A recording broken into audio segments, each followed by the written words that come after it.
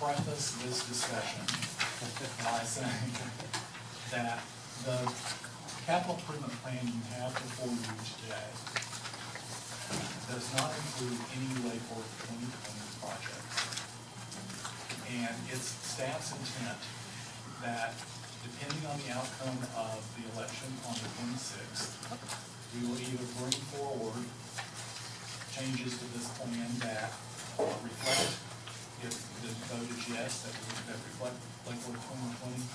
If the vote is no, then this plan will be the initial plan going into next year, where we don't have the resources that could be provided under the Lake Worth 2020 program. So these are the program. This is the program that you can basically afford at this point. So if we look at page 1, there's a way to make that bigger or somehow.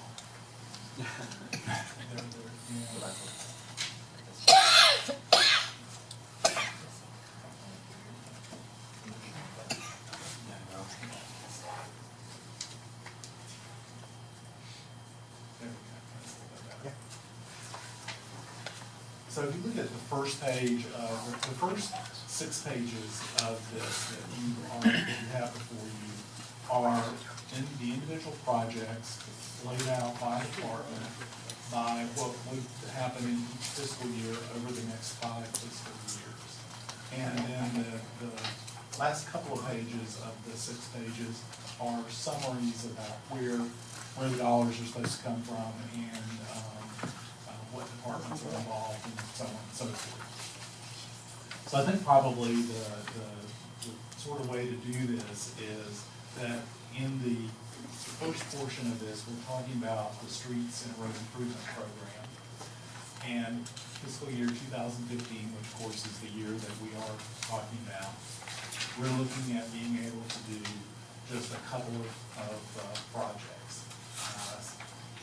6th Avenue South, Dixie Highway to Federal Highway, which really needs to be done. And North Lakeside, 16th Avenue to 18th Avenue. And those are mill and overlay projects.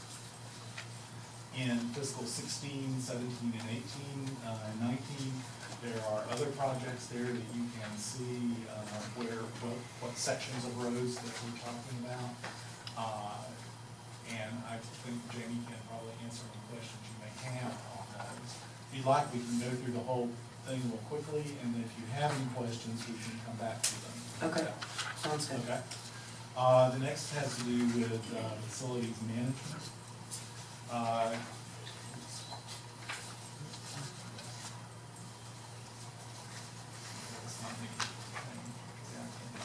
Okay, facilities management, the public safety building, the chiller handler replacement, that project, the chiller and air handler over there is breaking down a lot, and it also is not very energy efficient. This is a project that ultimately will generate savings in terms of energy uses as well as maintenance. The Bryant Park bandshell roof and canopy replacement, $65,000. If you will recall, when the county utilized that corner of Bryant Park to build Snook Islands and the second portion of Snook Islands, they have contributed $65,000 to the city in lieu of that, so to speak. And those dollars are in the capital project fund. Stormwater.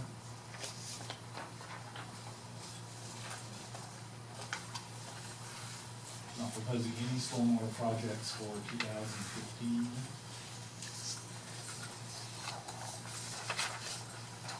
And 16, 17, and 18, there are projects.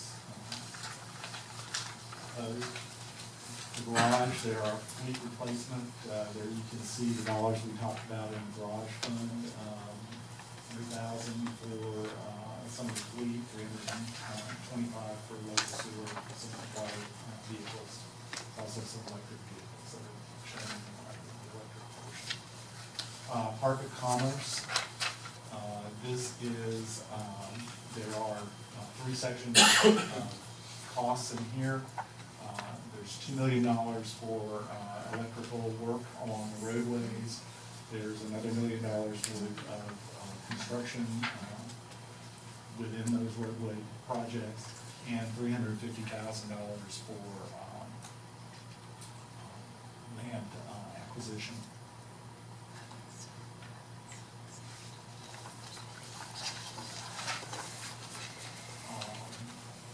Leisure Services has been no projects. Golf course, only in 2016, I guess that would be, which was the shed replacement there. In the electric utility, there are a number of projects. There's, which I won't go through each and every one, but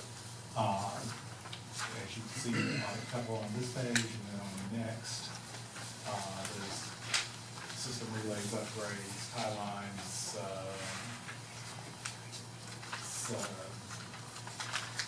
sub transmission loops north and south, and some substations involved in that. Those are bond monies that are being used for all of those projects. Bond monies from the utility bonds that Existing. Yes, the existing ones. These are not new bonds. Water and sewer utilities, there's some water main replacement next year and some further water main replacements in further even out years. Water treatment, there's some new construction. Local sewer, there are a number of projects that have to do with rehabbing and winding, as well as some lift station additions. The regional sewer, there's the master pump station control improvement. Again, as you know, the regional sewer, that is paid for partially with fees from regional sewer customers. Information technology are the dollars that we had talked about in there. That's the $345,000 there. You can see what those are, have to do with contract management software, enterprise, Microsoft Enterprise System. We all use Microsoft products. The network infrastructure redundancy, which I believe simply means it's going to work. If one part doesn't work, then there's a backup that does. Some workstations and so on. In total for next year, we're looking at $9,808,000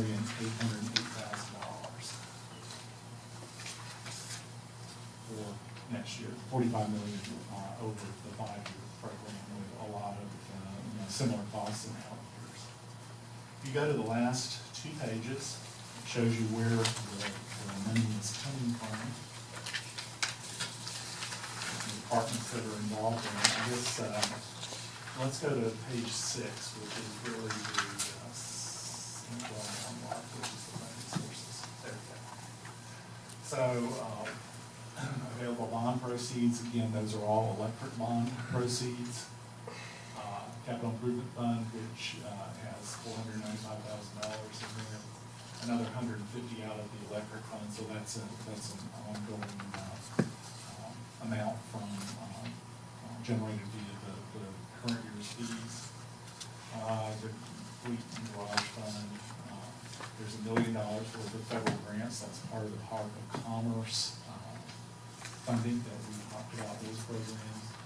Information technology, the local sewer, again, all of those, the local sewer, the regional sewer, road improvement, all those are dollars that exist within the various funds that we're talking about for these projects. Vice Mayor? Thank you. So, you just recapped the $9.8 million in capital improvement for next year, and these are the funding sources. If you back out the grants, $1 million from the federal government, It's 8.8. then you back out, I guess, the garage fund, $100,000. You back out $500,000 from the capital improvement fund. And you back out $345 from IT. That's $859 1 million, that's about $2 million exactly out of that, including the $1 million in federal grants. So $7.8 million of this $9.8 million is coming out of utility-related funding sources, whether it's bond proceeds or the enterprise funds themselves. Right, and more than half of that obviously out of bond proceeds Right. from the previous revenue. Just to be clear, $7.8 million of this $9.8 million is either coming from existing utility bonds or the utility funds, or the enterprise funds themselves. Correct. $1 million is coming in the form of a federal grant, and the other $1 million is miscellaneous bubblegum money we were able to put together. Bubblegum. I'm not sure about bubblegum money, but yeah, they are dollars that we have put aside for capital replacement. Well, I think it's important that people understand, I mean, $10 million sounds like a lot of money. People want to say, well, gee, you got $10 million to blow next year, you know, it's $10 million to spend, you know, all this money. Most of it is And there's a lot of discussion out there right now about what we're doing in 2 weeks. I think it's important that people understand what that $9.8 million represents and where that money came from.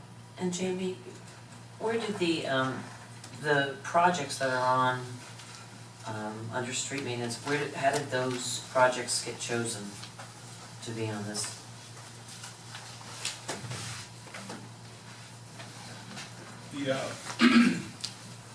The paving conditions index, the PCI The number? PCI, Correct. And these are only milling and resurfacing projects. they're only milling reserves. Only milling and resurfacing. Not full rebuilds on those roads. Correct, there's no utility work happening. Okay. Okay, thank you. Vice Mayor? And basically, you just took whatever you had available and to do this type of work and pick the worst two situations to fix, is that correct? Correct, correct, because that's that 500 and change, okay, the exact number. Three of which goes for the streetlights, so there's not a lot left over for the road improvements on it. Commissioner Emerson? And just to reiterate, it was the milling and resurface because no major work needs to be done underneath those streets. That's correct. So we know that the base is intact. Yes. Okay. And that kind of goes along where we said, you know, go in once, go in right, do it. These streets Right. don't need any underneath, no piping, nothing extra. Thank you.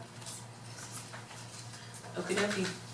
Just as a point of clarification, if you look in 2016, 2017, those roads there, Jamie, there's no funding for those.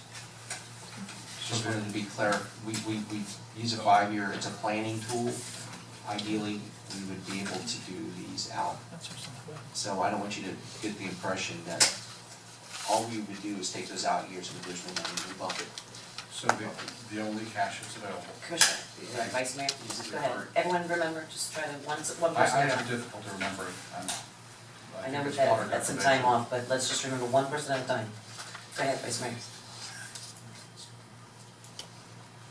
So what the city manager just said was that we, yes, can fund this year, first year, but anything beyond this year We're is not trying funded. our best to. Right, but anything beyond this year is not funded. We also have discussions going on about the railroad crossings, for example, Correct. which we're in negotiations as part of the discussions with Olive Oak, Florida. And there's some things that can still move in this capital line in these streets. I just wanted you to be clear, just because it's in a 5-year program going out, there's no money committed until we go the following year and we have the discussion. And there's no money in these out years. Commissioner McWay? Yeah, I mean, that's a pretty important point, because I'm looking, maybe you could pull that one up for benefit of others. I guess it's the first sheet that has some yellow 2015 through 2019.